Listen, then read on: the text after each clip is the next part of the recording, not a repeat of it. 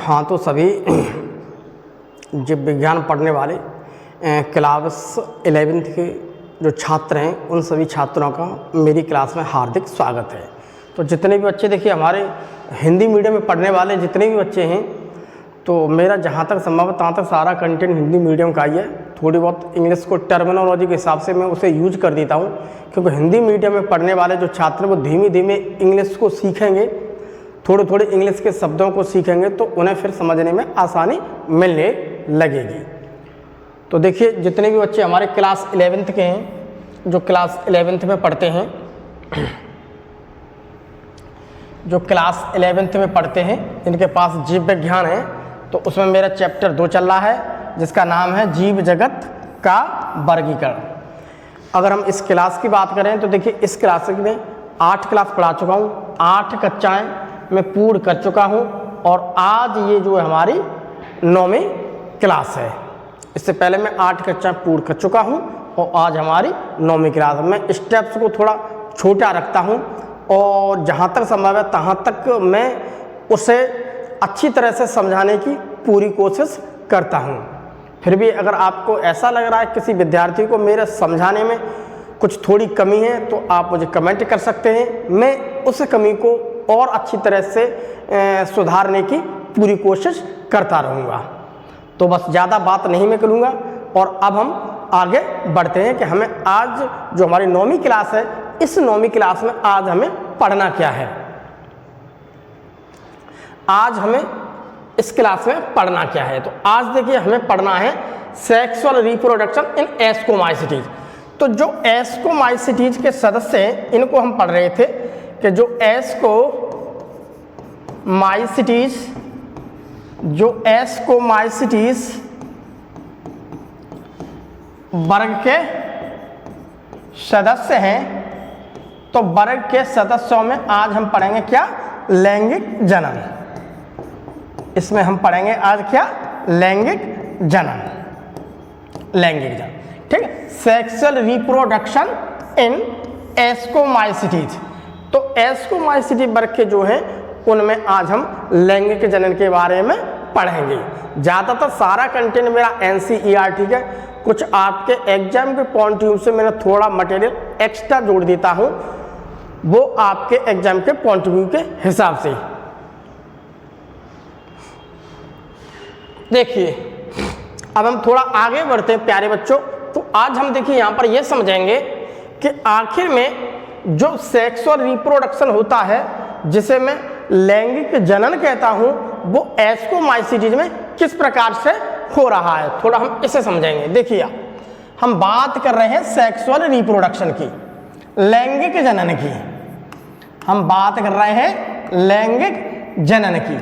जब नाम लैंगिक का आ जाता है तो लैंगिक का मतलब 2 होंगे, ठीक है, 2 होंगे, ठीक। तो एक मेल की तरह काम कर सकता है, एक फीमेल की तरह काम करेगा। तो यहाँ पर क्या, लैंगिक का जब भी कभी नाम आता है तो वहाँ पर मुझे 2 ही मिलेंगे।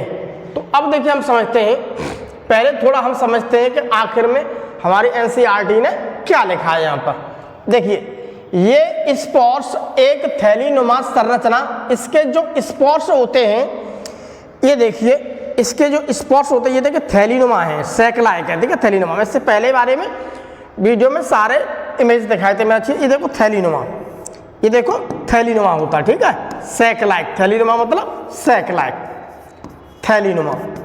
यहाँ पर देखिए इसके स्पोर्स एक थैलीनुमा संरचना एस्कस में अंतरजातीय, देखो एस्कस, एस्कस में, एस्कस के अंदर अंतरजाती, अंतरजाती, अंतर का मतलब अंदर, ये देखो इंडो शब्द समझो, इंडो, ये लिखा है एंडो, ठीक है, इसका मतलब होता है इनसाइड, इनसाइड बॉडी, एंडोजीनियसली, अंतरजातीय, देखो लिखा है अंतरजातीय, उसके अंदर स्पोर्स, ठीक, उत्पन्न होते हैं। तो एस्कस में अंतरजातीय रूप से क्या होते हैं, उत्पन्न होते हैं।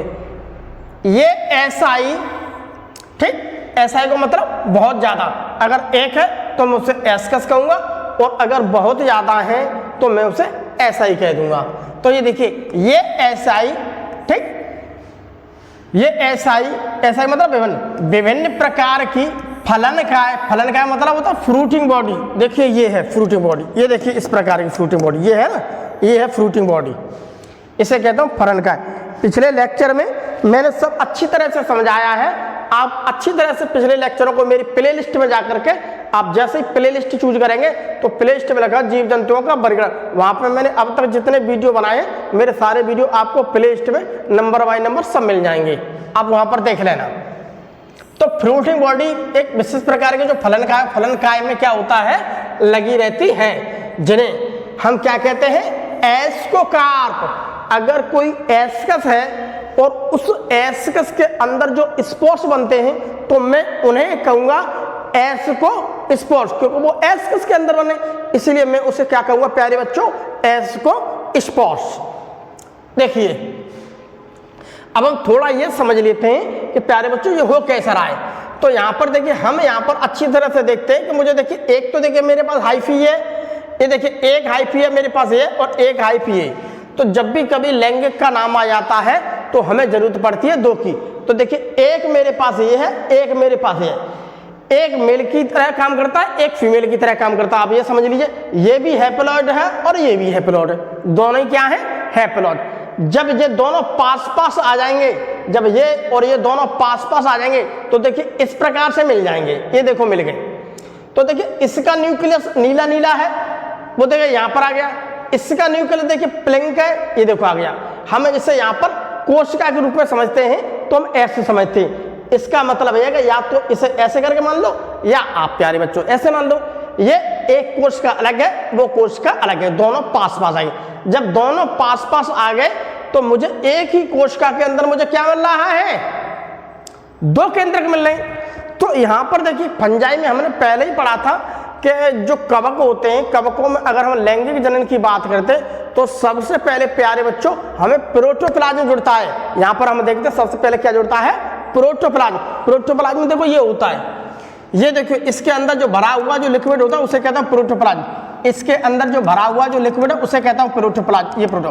तो पहले ये और ये जुड़ेंगे आपस में, तो ये और ये केंद्रक नहीं जुड़ रहे हैं, पहले ये और ये जुड़ेंगे। देखो ये कंडीशन आ गई, ये कंडीशन आ गई, ये कंडीशन आ गई, ये कंडीशन। तो हम देखें एक तो मेरे पास हैप्लॉइड ये था केंद्रक, एक मेरे पास केंद्रक है, तो हम देखें एक ये है और एक है ये, हम ऐसे समझ सकते हैं। तो हम इसे n प्लस n कहेंगे, ठीक, डायरेक्ट 2n नहीं कहेंगे। अभी n और n दोनों अलग अलग हैं, ये देखिए अलग है, ये अलग है। तो इस कंडीशन को प्यारे बच्चों में कहते हैं दो केंद्रक। तो दो का मतलब होता है डाई और कैरियो का मतलब होता है केंद्रक, तो हम इसे कहते हैं द्वय केंद्रक। तो द्वि केंद्रक ये क्या बन गया, माइसीलियम, अर्थात प्यारे बच्चों ये कवक जाल बन गया। माइसीलियम का मतलब कवक जाल।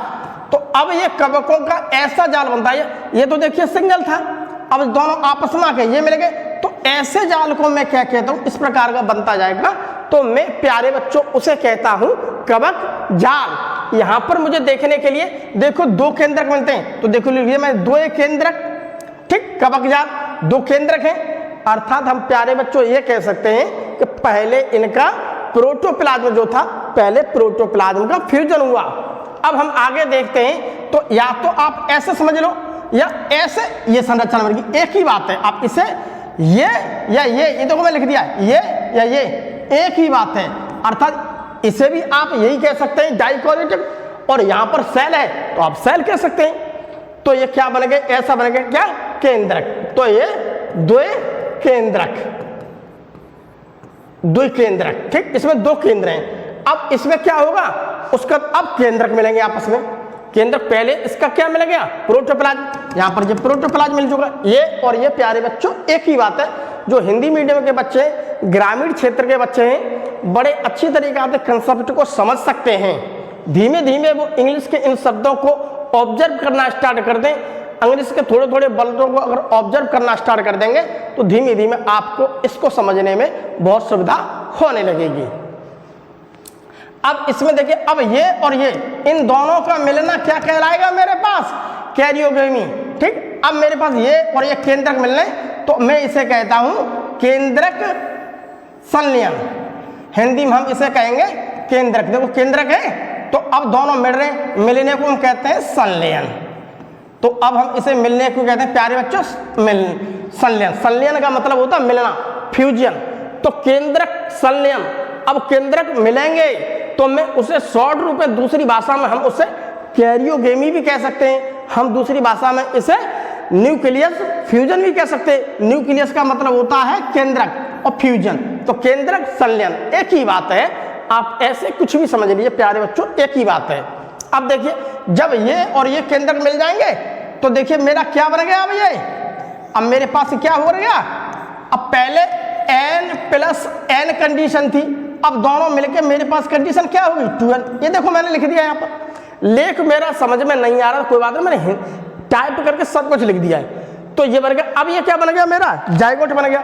अब इसे हम प्यारे बच्चों क्या कहते हैं, युग्मनज। हिंदी में कहते हैं इसे युग्मनज और अंग्रेजी में कहते हैं प्यारे बच्चों हम इसे जाइगोट। इतना समझ लीजिए, ठीक है। अब इसके बाद अगली कंडीशन देखिए क्या होगी। इसके बाद अगली कंडीशन देखिए ऐसे एस्कस बनाएंगे। ये देखो एस्कस बनना है, ये देखो एस्कस बनना है, ये देखिए एस्कस बनना है। तो ये एस्कस है, इस एस्कस के इसे मैं संरचना कहता हूं एस्कस। ये देखो लिख दिया मैंने एस्कस।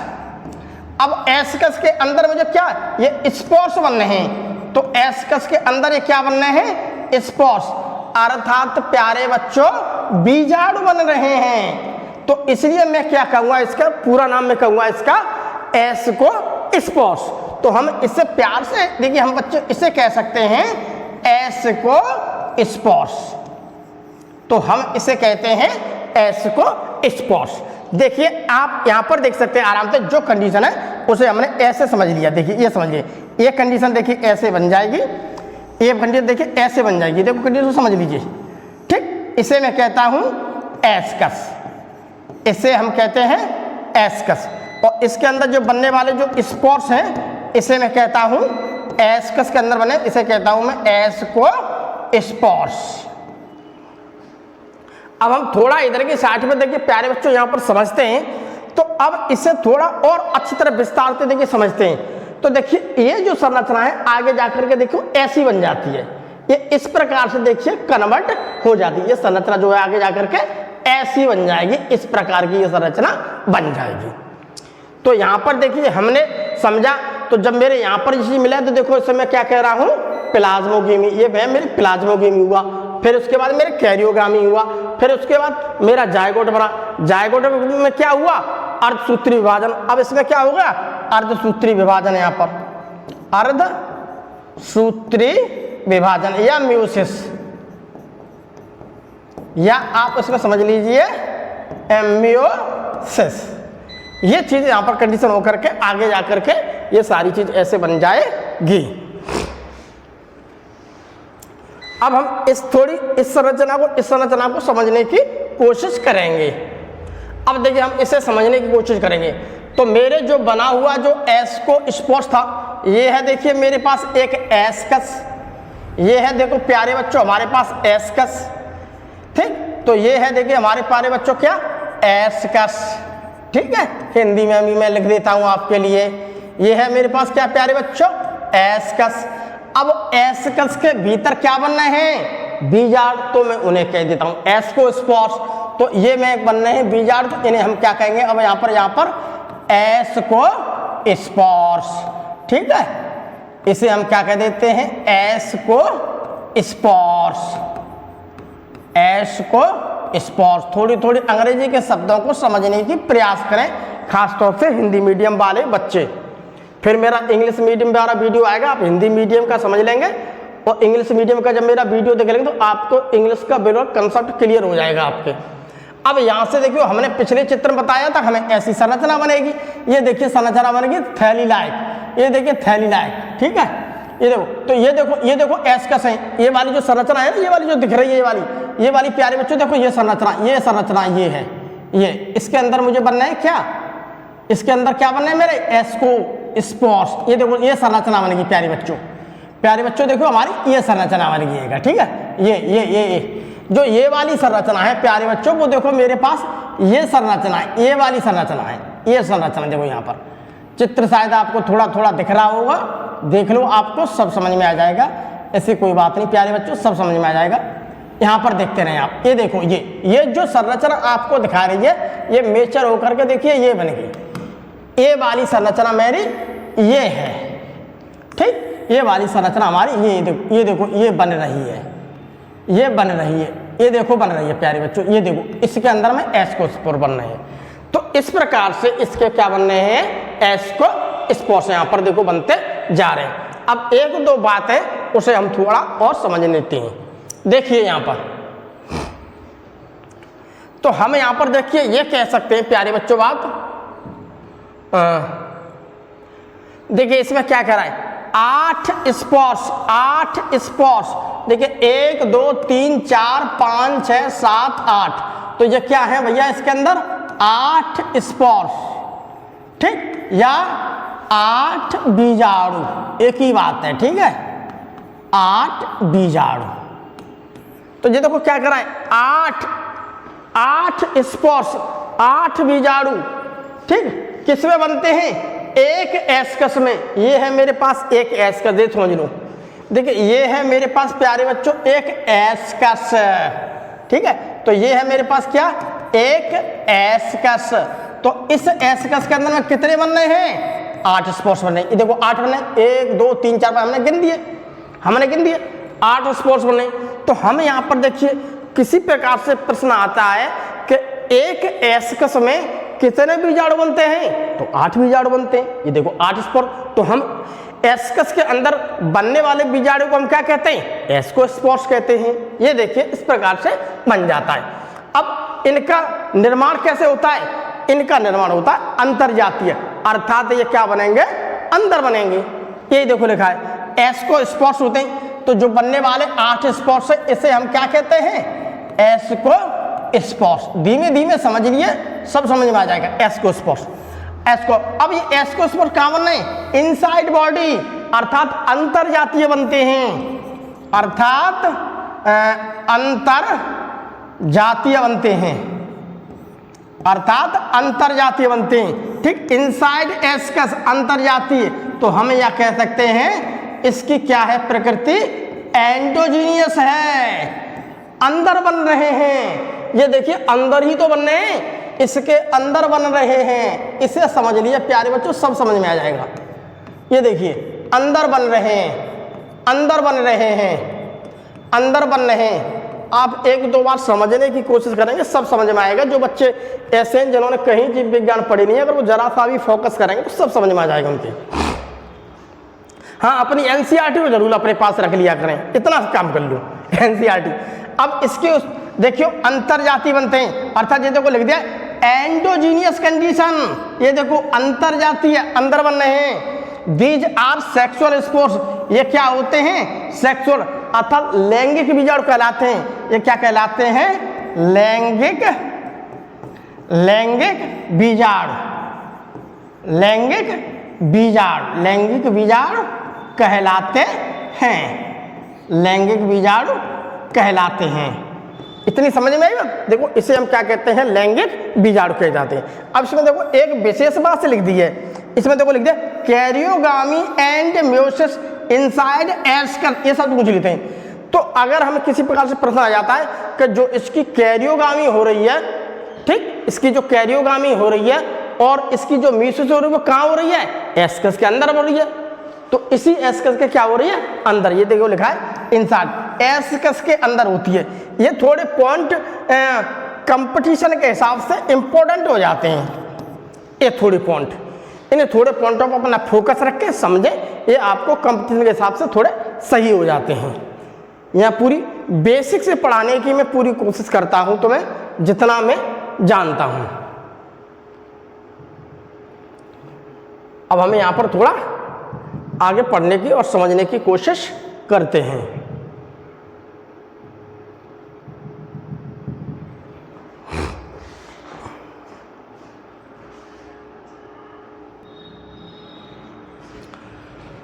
तो इस प्रकार से देखिए हम यहाँ पर, अब हम थोड़ा आगे बढ़ते हैं। तो देखिए हमने देखा इसके कुछ एग्जाम्पल देखते हैं, उदाहरण देखते हैं। तो देखिए उदाहरण हमें देखो इसका मिला है क्या, एस्परजिलस। एस्परजिलस क्या है मेरा, एस्कोमाइसिटीज है, ये है देखो एस्परजिलस, ये है देखो एस्परजिलस, और है क्लेविसेप्स एंड न्यूरोसोरा। ठीक है, अगर मैं इस एस्परजिलस की बात करता हूं, जो ये एस्परजिलस है, ये है आपका एस्परजिलस। अब हम एस्परजिलस की बात करते हैं तो एस्परजिलस की देखो एक दो बात याद रखो कि एस्परजिलस क्या कॉज करता है, ये क्या बीमारी करेगा मानव के अंदर में, तो इसके एस्परजिलोसिस नाम का ये रोग पैदा करता है। ठीक है, इससे जो बनने वाली बीमारी होती है उसे मैं कहता हूं एस्परजिलोसिस। तो एस्परजिलोसिस क्या है, ये बीमारी को कॉज करेगा आदमियों के अंदर। दूसरी बात, और ये एक टॉक्सिन को बनाता है, ये जो क्या है एक टॉक्सिन बनाता है जिसका नाम है एफ्लाटॉक्सिन।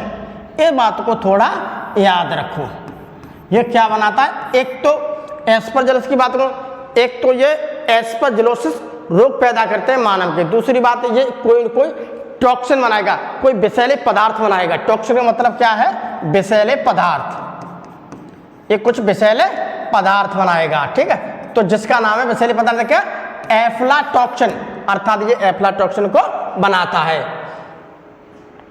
उसके बाद बताते देखो पेनिसिलिन, पेनिसिलिन एंटीबायोटिक को काम करते हैं। तो देखो पेनिसिलिन एंटीबायोटिक जो दवा होती है उसे हम पेनिसिलियम नोटेटम से प्राप्त करते हैं, इस बात को भी थोड़ा ध्यान रखो। ये है देखिए मेरे पास क्या है, पेनिसिलियम नोटेटम है, ये किसी बॉक्स के अंदर है। इसका क्या करते हैं, ये बैक्टीरिया की जो वृद्धि होती है उस ग्रोथ को इनहिबिट करता है, अर्थात उसकी वृद्धि को रोक देता है। इसीलिए तो हम क्या एंटीबायोटिक दवा लेते हैं। एंटी का मतलब होता है अपोजिट, बायोटिक का मतलब होता है बैक्टीरिया। तो बैक्टीरिया अगर हमारे शरीर में पहुंच गया है तो उसे मारेगा कौन, उसका अपोजिट एंटी। तो ये है मेरे पास क्या एंटीबायोटिक दवा, यानी कि मैं बात करता हूं पेनिसिलिन की। तो देखो ये दवा होती है जो हमें इस कवक से प्राप्त होती है जिसका नाम है पेनिसिलियम नोटेटम।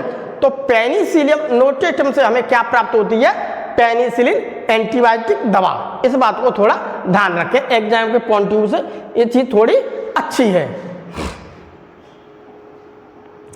अब देखिए हम थोड़ा बात करते हैं न्यूरोस्पोरा की। देखिए न्यूरोस्पोरा का उपयोग जैव रासायनिक, जैव का मतलब होता है बायो, रासायनिक मतलब केमिकल, तो हमें कह सकते हैं बायोकेमिकल तथा आनुवंशिक प्रयोगों में, आनुवंशिक प्रयोग में क्या किया जाता है, आनुवंशिक प्रयोग क्या से हैं, जो मेरे जेनेटिक्स वाली रिसर्च होती है, जेनेटिक रिसर्च में, जेनेटिक एक्सपेरिमेंट में, तो हम यहाँ पर ये कह सकते हैं कि जो न्यूरोपोरा होता है, न्यूरोस्पोरा होता है, इस न्यूरोस्पोरा का टू यूज प्रयोग हम कहाँ करेंगे, एक तो बायोकेमिकल रिएक्शंस में करते हैं, जैव रासायनिक क्रियाओं में करते हैं, उसके अलावा आनुवंशिक के प्रयोग में करते हैं, इनके अध्ययन में करते हैं, यानी कि बायोकेमिकल रिएक्शंस में करते हैं। उसके अलावा हम इसका प्रयोग करते हैं जेनेटिक रिसर्च स्टडी में, हम यहाँ पर न्यूरोस्पोरा का प्रयोग करते हैं। ठीक, ये थोड़ा इंपॉर्टेंट है आपके लिए। इसी वजह से यह पादप जगत के ड्रोसोफिला के समान प्रसिद्ध है। तो अगर हम बात करते हैं प्लांट की, तो प्लांट का जो ड्रोसोफिला है उसके समान क्या है, हम यहाँ पर देखिए एक बात समझ रहे हैं कि जो मेरा न्यूरोस्पोरा है, इस न्यूरोस्पोरा को हम ड्रोसोफिला ऑफ प्लांट किंगडम कहते हैं। ये है देखो इस प्रकार से न्यूरोस्पोरा। अगर न्यूरोस्पोरा की बात करते हैं तो वो क्या है, वो है ड्रोसोफिला ऑफ प्लांट किंगडम के नाम से यह प्रसिद्ध है।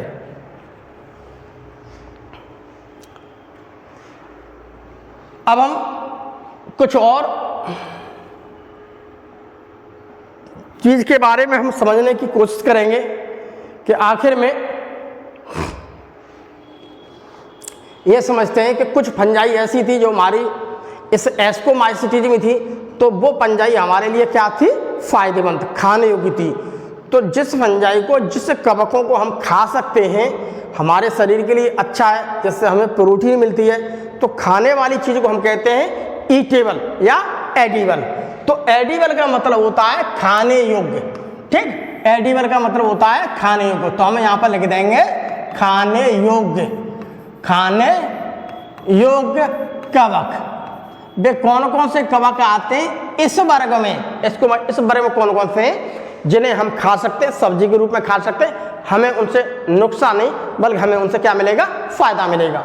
तो थोड़ा देखिए हम यहाँ पर समझ लेते हैं, इसके थोड़े बिंदुओं को समझते हैं। देखिए इस ग्रुप में आने वाले मॉरल, ये देखो एनसीईआरटी की लाने, इस ग्रुप में आने वाले मॉरल तथा ट्रफल, मॉरल तथा ट्रफल खाने योग्य हैं। ये देखो लिखा है खाने योग्य, एडिबल हैं। ये देखो लिखा है एडिबल, एडिबल का मतलब खाने योग्य हैं और इन्हें सुस्वाद भोजन समझा जाता है। सुस्वाद का मतलब होता है एक डिलीकेसेज, अच्छा भोजन समझा जाता है। ये क्या है, हम खाने योग्य हैं। तो खाने योग्य क्या है मेरे, ये जैसे ये है देखो मॉरल, मॉरल की बात करते हैं प्यारे बच्चों, तो देखो ऐसा होता है, ठीक, मोरचिला होता है नहीं हमारा, ये बहुत महंगा आता है, बहुत प्रोटीन का सोर्स होता है। तो ये इस प्रकार के कवक हैं, इन्हें हम सब्जी के रूप में खा सकते हैं। ये हमारे शरीर को बेहतर प्रोटीन देते हैं, बेहतर न्यूट्रिएंट्स देते हैं, जिससे हमारे शरीर को क्या है, बहुत ही ज़्यादा क्या होता है, फायदा होता है। तो देखिए यहाँ पर जैसे मॉरल हुआ, जैसे कि ट्रफल हुआ, ये देखो ट्रफल है, ये देखो काला काला सा लग रहा है, कवक है प्यारे बच्चों, ये कवक हैं, कवक हैं, ये खाने योग्य हैं। ये देखो कवक हैं, ठीक है, ये देखो ये कवक हैं। तो ये सभी क्या है प्यारे बच्चों, कवक हैं। ये वे कवक हैं जिन्हें हम सब्जी के लिए खा सकते हैं, हम सब्जी के रूप में खूब यूज करते हैं। इनसे हमें बहुत ही ज़्यादा शरीर को क्या मिलते हैं, बेनिफिट मिलते हैं। अब हम थोड़ा और आगे बढ़ने की कोशिश करेंगे। देखिए अब हम थोड़ा पढ़ेंगे आगे बेसिडियोमाइसिटीज के बारे में पढ़ेंगे थोड़ा।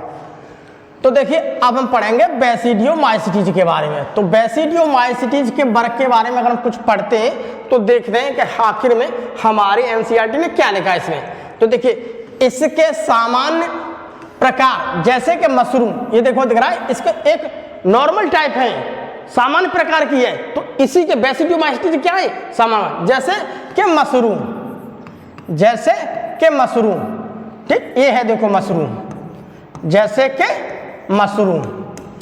एवं ब्रैकेट फंजाई, ब्रैकेट फंजाई या पफबाल्स, ठीक है, ब्रैकेट फंजाई या हम इससे कह देते हैं पफबाल्स, पफबाल्स, ठीक, या ब्रैकेट फंजाई, ब्रैकेट फंजाई, ठीक है, वो लिखा हुआ शब्द है का। तो ये हमारे लिए क्या है, ये नॉर्मल है और ये बेसिडियोमाइसिटीज के एक कॉमन प्रकार हैं, आसानी से हमें मिल जाते हैं देखने के लिए। अब हम इसके आवास की बात करते हैं, हैबिटेट की। आखिर में हमें ये देखना है कि ये मिलते कहाँ हैं। ये देखिए मिट्टी पर वृद्धि करते हुए मिलेंगे, मिट्टी पर भी मुझे क्या मिलेंगे, वृद्धि का अर्थात स्थल पर ये वृद्धि करते हुए हमें मिलते हैं। एवं लट्ठे, लट्ठे होते हैं विभिन्न प्रकार के लट्ठे, लकड़ियों के लट्ठे और भी लट्ठे तो वहाँ पर मिलेंगे। तथा वृक्ष के ठूंठे, कोई कोई वृक्ष ऐसा है कि मान लीजिए कि वो वृक्ष नीचे से मैंने काट दिया है और उसका ठूठा नीचे जड़ वाला सारा ऐसा ठूठा ठूठा बचा है, वो छोड़ दिया, ऊपर से मैंने सारा काट दिया, तो उस ठूठे के ऊपर मुझे ये वृद्धि करते हुए मिल जाएंगे इस ग्रुप के। तो वृक्ष के ठूठों पर तथा सजीव पादपों के अंदर, बहुत सारे सजीव प्लांट्स इस प्रकार के हैं कि प्लांट की बॉडी के अंदर भी मिल रहे हैं, ठीक है, के अंदर परजीवी के रूप में उगते हुए, जैसे कि किट, जैसे कि किटरस्ट तथा कंड, स्मर्स, ये इस प्रकार के कवक हैं, ये इस प्रकार के कवक हैं जो मुझे क्या मिलते हैं, पौधों के अंदर मिलते हैं, ठीक, जैसे रस्ट और स्मर्स, ठीक, रस्ट और स्मर्स इस प्रकार के जो मुझे पौधों के अंदर मिल रहे हैं देखने के लिए। अब हम इसके थोड़ी और आगे बढ़ते हैं। अब हम थोड़ी इसकी संरचना के बारे में समझते हैं। तो अगर हम इसकी संरचना की बात करते हैं तो कवक जाल माइसीलियम, जैसे ये है ना, इसे मैं कहता हूं देखिए माइसीलियम, ये देखिए ये मेरे पास क्या है इसका माइसीलियम, इसे मैं कहता हूं माइसीलियम, कवक जाल, ठीक है, उलझा जुलझा सा होता है, इसे हम कहते हैं माइसीलियम। कवक का मतलब कवक और जाल का मतलब जाल, कवकों के बहुत थोड़े थोड़े धागे होते हैं, उनके जाल को मैं कहता हूं कवक जाल। तो इसके माध्यम पहली बात देखो ब्रांच है, ये देखो शाखा निकली है, ये देखो अलग लग रही है, ए अलग लग रही है, ए अलग लग रही है, ए अलग लग रही है, ए अलग लग रही है, ये तो ये क्या है, ब्रांच अर्थात शाखित है। ब्रांच का मतलब शाखित, इसमें बहुत सारी शाखाएं मिलेंगी। देखो कोई ऐसे निकल गया, कोई ऐसे निकल गया, कोई ऐसे निकल गया, कोई ऐसे निकल गया, कोई ऐसे निकल गया, कोई ऐसे निकल गया, कोई ऐसे निकल गया, कोई ऐसे, कोई ऐसे। तो ये जो निकल रही है इन्हें मैं कहता हूं शाखाएं। और दूसरी बात क्या, सेप्टेड। सेप्टेड का मतलब क्या है, इसमें पट्ट होंगे। देखिए ये है सेप्टा, ये है सेप्टा, ये है सेप्टा, ये है सेप्टा, ये है सेप्टा, ये है सेप्टा, ये है सेप्टा, ये है सेप्टा, ठीक है, ये है सेप्टा, ये है सेप्टा, ये है सेप्टा, ये देखिए सेप्टा। सेप्टा का मतलब होता है पट्ट, क्रॉस वाल्स, ठीक है। क्या है यहाँ पर, क्रॉस वाल्स, ठीक। देखने के लिए मुझे क्या मिल रहा है यहाँ पर, क्रॉस वाल्स, ठीक है। तो इसे हम कहते हैं, जो हमें मिल रहे हैं इसे कहते हैं हम क्या, पट्ट। पट्ट का मतलब होता है सेप्टा, या हम इसे क्रॉस वाल भी कहते हैं, या हम किसा कहते हैं, क्रॉस वाल। तो ये कोई एक देखिए, इसे ये बाल कहते हैं, ये बाल है और ये भी बाल है, इस बाल को ये क्या कर रहे हैं, क्रॉस कर रहे हैं, तो इसीलिए हम इसे क्रॉस वाल भी कह देते हैं। एनसीईआरटी में लिखे हुए शब्द है क्रॉस वाल, सब एनसीईआरटी के लिखे हुए सारे शब्द है क्रॉस वाल, उसमें लिखा है, सब पढ़ लेना, देख लेना वीडियो को मेरे को, सब कुछ मिल जाएगा आपको। तो इस प्रकार से देखिए हम इसकी संरचना के बारे में देखो थोड़ा हमने समझा। माइसीलियम क्या है, इसका माइसीलियम होता है कवक जाल। दूसरी बात शाखित है, ये देखो ये क्या है, शाखित है। दूसरी बात सेप्टेट है, अर्थात इसमें सेप्टा मुझे मिल रहे हैं देखने के लिए, ठीक। अब इसमें क्या मिल रहे हैं मुझे, सेप्टा मिल रहे हैं देखने के लिए। अब हम देखिए थोड़ा और आगे बढ़ने की कोशिश करेंगे। अब देखिए इसमें हम देखते हैं अलैंगिक जनन को। तो देखिए इसमें अलैंगिक जनन के लिए स्पोर्स नहीं होते हैं। यहाँ पर अलैंगिक जनन हो रहा है तो यहाँ पर बीजाणुओं से नहीं होगा। पहली बात तो इसकी मेन पॉइंट ये है कि इसमें अलैंगिक जनन जो है स्पोर्स द्वारा नहीं होता है। तो ठीक, तो यहाँ पर लिख दो असेक्सुअल रिप्रोडक्शन जो है का स्पोर्स जो होते हैं इनके द्वारा नहीं होता। आपने समझ लो, स्पोर्स के द्वारा नहीं होगा। लेकिन वेजिटेटिव रिप्रोडक्शन फ्रेगमेंटेशन विधि द्वारा बहुत सामान्य है। लेकिन इस वर्ग के जो सदस्य हैं उनमें मुझे अलैंगिक जनन स्पोर्स द्वारा तो नहीं मिल रहा है, लेकिन वहां पर मुझे वर्धी जनन मिल रहा है। और वो वर्धी जनन की बात करते हैं वो मुझे फ्रेगमेंटेशन द्वारा मिल रहा है देखने के लिए। ये देखिए लिखा है फ्रेगमेंटेशन। फ्रेगमेंटेशन का मतलब होता है फ्रेगमेंटेशन का मतलब होता है खंडन। खंडन खंडन खंडन का मतलब होता है उसका शरीर जो खंडयुक्त है वो टूटना। क्या है? टूटना एक तरह का। तो उनके जो देखो शरीर खंडयुक्त होते, इसका देखिए शरीर कैसा है, इसका शरीर क्या है? खंडयुक्त। ये है क्या? खंडयुक्त। ये देखिए खंड बने हुए, ये देखिए ये खंड बने हुए, ये देखिए खंड बने हुए, ये क्या बने हुए? खंड। तो जो खंडयुक्त चीज है तो यहाँ पर लिख दो शरीर कैसा है इसका? शरीर कैसा है? खंडयुक्त, अर्थात खंड है। ठीक, खंडयुक्त। अब खंडयुक्त शरीर क्या होगा? टूटने लगेंगे। तो इसमें क्या होगी? टूटने लगेंगे। तो खंडन का मतलब होता है, खंडन का मतलब होता है टूटना। तो टूटने लगेगा। यह शरीर, ये देखो यहाँ से टूट गया, ये देखो यहाँ से टूट गया, ये देखो यहाँ से टूट गया, ये देखो यहाँ से टूट गया, ये देखो ऐसे टूट गया, ये तो टूट के देखो खंड गिरे। तो जहां पर ये टूट के जाते हैं, अब यही से क्या नया कवक बन जाएगा। अब यहां से प्यारे बच्चों क्या बन जाएगा? नया कवक, नया कवक बन जाए।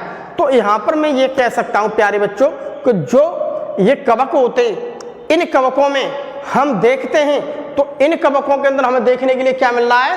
इनका शरीर, मुझे कुछ ऐसे कवक उनका शरीर कहता है खंडयुक्त, और खंड टूट जाते हैं। जब वो खंड टूट जाएंगे तो जहां खंड टूट जाएंगे तो वो धीमे धीमे क्या वृद्धि करेंगे और नया कवक बन जाएंगे। तो ऐसे क्या बन जाते हैं? नया कवक। देखो vegetative reproduction occurs by fragmentation, मैंने इंग्लिश में लिख दिया है, कोई दिक्कत बात नहीं, सब मैंने हिंदी में समझा दिया है। इंग्लिश वाले चाहते हो तो समझने के लिए हिंदी वाले बच्चे उतार सकते हैं। Vegetative reproduction occurs by fragmentation, हम इसे ऐसे समझ सकते हैं। अब हम थोड़ा और आगे बढ़ने की कोशिश करेंगे। अब देखिए हम थोड़ा और आगे बढ़ते हैं प्यारे बच्चों। तो थोड़ा हम देखते हैं, अब हम इस वर्ग के जो सदस्य होते हैं, इस वर्ग के सदस्यों के बारे में बेसिडियोमाइसिटी जो मेरा चल रहा है, हम उसमें अब देखेंगे कि इसमें आखिर में लैंगिक जनन कैसे होता है। लैंगिक की जब बात आ जाती है दो चीज होनी चाहिए। लैंगिक का मतलब क्या है? दो चीज होंगी यहाँ पर, इतना समझ लीजिए आप। देखिए इसमें लैंगिक अंग तो नहीं है, इतनी बात तो रही कि इसमें यहाँ पर लैंगिक अनंत नहीं है, लेकिन लैंगिक जन होने के लिए 2 चीज मिलती है, इतना समझ, ठीक है। लेकिन प्लाज्मोगेमी विभिन्न स्ट्रेंथ्स वाली 2 कायक कोशिकाओं अथवा जीन प्रारूप जीनोटाइप्स फ्यूजन से होती हैं। यहाँ पर देखिए इसमें अंग तो मुझे नहीं मिले इसमें से, लेकिन अगर मैं बात करता हूँ इसमें प्लाज्मोगेमी की, पहले कवकों में जब कोई भी सेक्सुअल कंडीशन होती है तो पहले प्लाज्मोगेमी होती है, फिर कैरियोगेमी होगी, फिर कैरियोगेमी के बाद जायगोट बनेगा, जायगोट के बाद फिर क्या स्पोर्स बनते हैं, उसमें म्यूसिस होता है तब। अब देखते हैं यहाँ पर, तो यहाँ पर क्या है, मुझे देखो कह रहा है विभिन्न स्ट्रेंथ वाली, विभिन्न स्ट्रेंथ ही देखो लिखा है स्ट्रेंथ विभिन्न स्ट्रेंथ वाली। एक तो देखो इसे मैं कहता हूँ स्ट्रेंथ, हम कहते हैं इसे स्ट्रेंथ, एक स्ट्रेंथ ये हो गई और एक स्ट्रेंथ मेरे पास ये होगी, स्ट्रेंथ बोलते हैं इसे, दिख रहा है, स्ट्रेंथ वाली 2 कायक। अब कह रहा विभिन्न डिफरेंट, कई विभिन्न का मतलब होता है अलग अलग प्रकार की, डिफरेंट टाइप की, ठीक है। 2 कायक कोशिका, ये देखो 2 क्या है कायक कोशिका, एक देखो ये है, एक देखो ये है, ठीक है। इसे कहता हूं मैं सोमैटिक सेल्स, ठीक है, सोमैटिक सेल्स, ठीक है, या वेजिटेटिव सेल, एक ही बात है। सोमा का मतलब होता है बॉडी, सोमा का मतलब होता है बॉडी, ठीक, या वेजिटेटिव का मतलब समझ लो एक ही बात है, वर्दी एक ही बात है। ये 2 क्या है, एक तरह के धागे से होते हैं जो विभिन्न प्रकार के स्ट्रैंड्स होते हैं, वो क्या होता है पास आते हैं। तो पास आएंगे तो यहाँ पर देखो मुझे क्या देखने को मिले, प्लाज्मोगेमी का मतलब रहेगा कि जो दो स्ट्रेंथ हैं, एक स्ट्रेंथ ये, एक दोनों का क्या हुआ, पहले प्रोटोप्लाज्म जुड़ा, न्यूक्लियस बाद में जुड़ेंगे, तो ये देखिए जुड़ गए। तो ये देखिए मेरे पास ये प्लाज्मोगेमी होगी, तो ये होगी प्लाज्मोगेमी, ठीक है। तो हम इसे कहते हैं N+N कंडीशन बन गई, ठीक। अब इसमें क्या होगा, अब इसमें अगली संरचना देखो ऐसी एक क्लब्ड शेप्ड स्ट्रक्चर बनने लगती है। इसमें बनने वाली संरचना डाइकैरियोटिक होती है, ये देखो बन गई। अब ये देखो संरचना बन रही है जिससे अंततः बेसिडियम बनती है, ये देखो बन रही है डाइकैरियोट, ये देखो 2 न्यूक्लियस है, ये देखो 2 न्यूक्लियस, जहां पर 2 न्यूक्लियस होंगे सर उसे मैं कहता हूं डाइकैरियोटिक। तो देखो इसमें देखो एनसीईआरटी लिखा है, इसमें बनने वाली संरचना डाइकैरियोटिक होती है। ये देखो संरचना जो बन रही है ये इसे कहूंगा मैं डाइकैरियोटिक, ठीक है। इसे संरचना कौन बनेगा, डाइकैरियोटिक, जिससे अंततः अब इनसे धीमे धीमे, ठीक है, जो भी कोई फाइनल बनेगी मेरा क्या बनेंगे यहाँ पर बेसिडियम बनते हैं, ये देखो एनसीईआरटी लिखा है। तो इसके बाद देखिए मेरी ये स्ट्रक्चर बनेगी, ठीक है। अब क्या होगी, अब इसके अंदर कैरियोगामी तो होगा, लेकिन कैरियोगामी थोड़ी समय के बाद होगा, थोड़ी डिले होगी, एकदम नहीं होगा। तो ये देखो लिख दिया मैंने डिले, कुछ अंतराल के बाद, कुछ समय बाद, ठीक है, कुछ समय बाद। अब क्या होगी, इस न्यूक्लियस को क्या होगी कैरियोगामी, अर्थात न्यूक्लियस जुड़ेंगे, दोनों न्यूक्लियस क्या होंगे जुड़ेंगे। कुछ समय बाद न्यूक्लियस का क्या होगा फ्यूजन। अब केंद्रक कुछ देर बाद जुड़े, तो जब केंद्रक जुड़ते हैं तो मैं उसे कहता हूं कैरियोगामी या न्यूक्लियस फ्यूजन। तो एकदम क्या होगा, थोड़ा इस पर अंतराल मिलेगा और फिर इसमें क्या होगी कैरियोगामी। तो कैरियोगामी होकर के ये देखो ये बनेगी, ये देखो ये है मेरे पास, ये है, तो ये केंद्रक दोनों जुड़ गए, अर्थात मैं यहाँ पर ये कह सकता हूँ ये 2n कंडीशन बनेगी। देखो ये बार ये दोनों आपस में जुड़ गए, तो ये आपस में जुड़ गए, तो ये संरचना मेरे पास क्या कहलाती है, जाइगोट। तो इसीलिए अब ये जो बनी हुई संरचना इसे मैं कहता हूं बेसिडियम, इसे मैं क्या कहता हूं बेसिडियम। अब ऐसी संरचना मेरी बने इसे कहता हूं बेसिडियम। तो इस संरचना को थोड़ा हमने ये हाथ से बनाई है, इसे थोड़ा हम यहां पर देखते हैं, ये वाली संरचना है ना। अब इस वाली संरचना को जो ऐसे घूम के निकल रही है, ये देखो इस संरचना है, ये वाली ये है और ये है और देखिए ये है। इस संरचना को हम थोड़ा यहां पर देखते हैं, ऐसी बन गई, ठीक है, ये वाली है ऐसी बन जाती है बाद में। ये देखो बेसिडियम है, उस बेसिडियम में ये देखिए स्पोर्स लगे हुए हैं, ये ऐसी बन गई।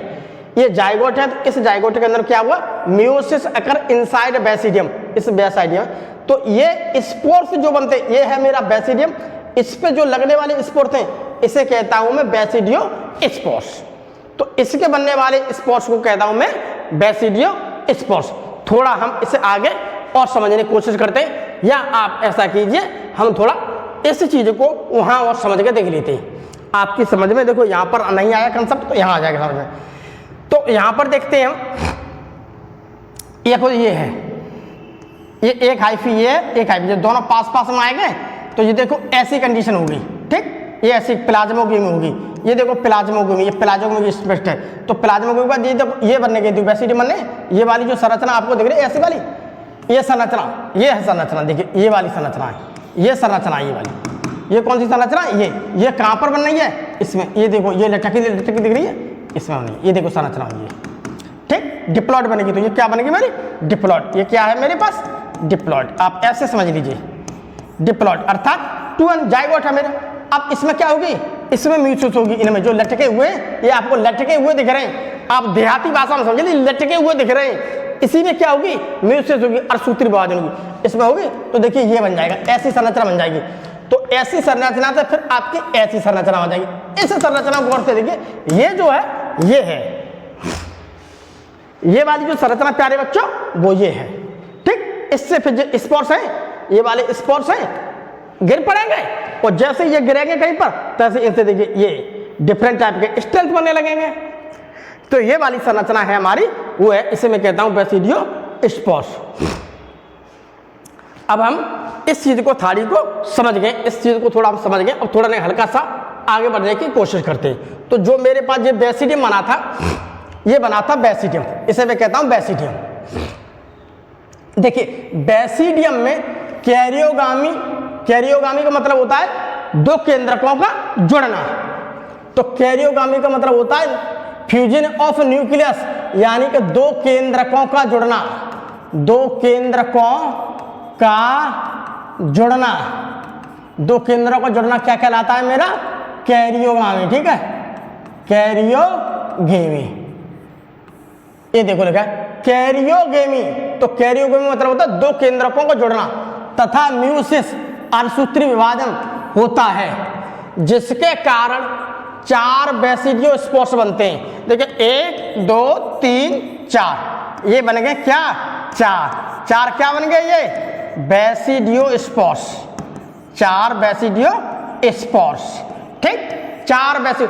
अब हम इसे गौर से देखेंगे तो ये क्या है, नीचे लटके हुए, अर्थात ये क्या है, शरीर से बाहर हैं। तो ये क्या है, एक्जो, एक्जो का मतलब आता है बहिर्जात, बाहर हैं। तो इसकी देखो कंडीशन कैसी देखते हैं, बेसिडियो स्पोर्स की कंडीशन क्या है, एक्जोजीनियस, बाहर, अर्थात हम यहां पर कह सकते हैं बहिर्जात, बहिर्जात, ठीक। बहिर्जात का मतलब होता है आउट ऑफ बॉडी, ठीक। और अंतर्जात का मतलब होता है इनसाइड बॉडी। ये बॉडी के क्या हो रहे हैं, ये है इसकी बॉडी, तो ये बॉडी से क्या हो रहा है, बाहर। ये देखो गौर से, ये बॉडी से क्या हो रहा है, बाहर। तो जो चीज बाहर होती है उसे हम कहते हैं प्यारे बच्चों बहिर्जात कहते हैं, ठीक। और इसमें म्यूसाइट होती है। अब यहां पर देखते हैं प्रत्येक बेसिडियम में 4 बेसिडियम। अब ये है बेसिडियम, इस बात को ध्यान रखो, जितना भी कोई भी मेरा बेसिडियम होगा उस बेसिडियम में केवल 4 ही स्पोर्स मिलेंगे, लेकिन मैं एस्कस में कितने बनने थे उसके अंदर, 8 बनने। इस बात को थोड़ा ध्यान रखो, एस्कस के अंदर बनते हैं स्पोर्स 8 बनते हैं, लेकिन बेसिडियम में 4 बनते हैं, वो भी क्या बनते हैं, बॉडी से बाहर।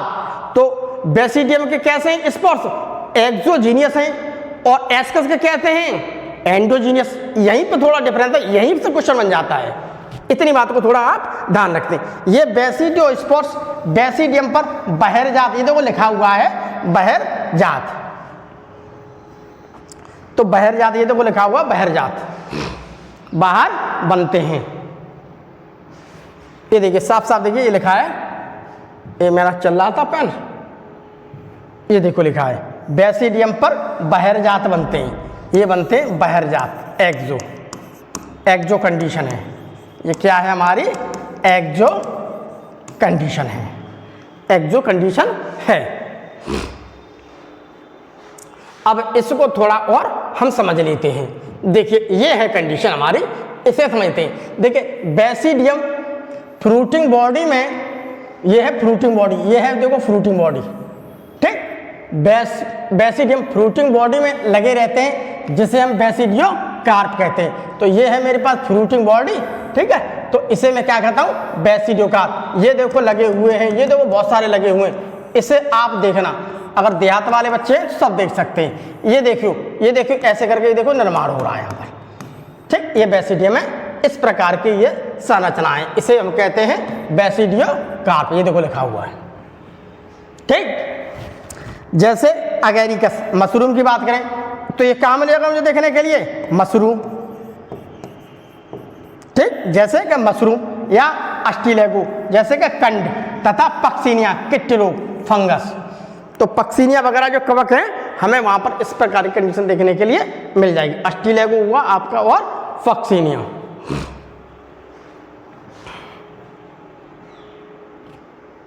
अब यहां पर थोड़ा हम देखने की और कोशिश करते हैं।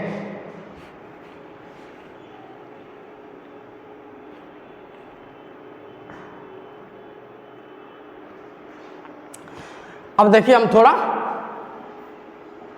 आगे बढ़ते हैं, तो अब हमें देखने के लिए मिला क्या, ड्यूटेरोमाइसिटीज। अब हम थोड़ी बात करते हैं ड्यूटेरोमाइसिटीज की। तो ड्यूटेरोमाइसिटी को देखिए हम कुछ और भी कहते हैं, इसे क्या कहते हैं, इम्परफेक्टाई फर्जाई, यानी कि एज ए इम्परफेक्ट बन जाए, ये पूर्ण रूप से क्या है, कवक नहीं है, अपूर्ण है, तो इसीलिए कहते हैं अपूर्ण, ठीक है। सेक्सुअल कंडीशन की अगर बात करते हैं तो इसमें सेक्सुअल रिप्रोडक्शन अभी तक ज्ञात नहीं है। जैसे ही ज्ञात हो जाती है तो उसके कैरेक्टर्स को देख करके हम उसे किसी न किसी वर्ग में रख देते हैं। थोड़ा यहाँ पर देख लीजिए, एनसीईआरटी निकालेगा, ये मृतोपजीवी, सड़ी गली मृत इत्यादि चीजों के ऊपर वृद्धि करते हुए पाए जाएंगे, तथा ये मिनरल साइकिलिंग, ठीक, मिनरल साइकिलिंग वाले होते हैं। कहीं न कहीं हमारे इस जगह पर ये जो मिनरल्स, बहुत सारे मिनरल्स चीज मिलते हैं, मिनरल लवण मिलते हैं, उनकी कहीं न कहीं ये चक्र करते रहते हैं, उसकी कमी को ये कहीं न कहीं पूरा करते हैं।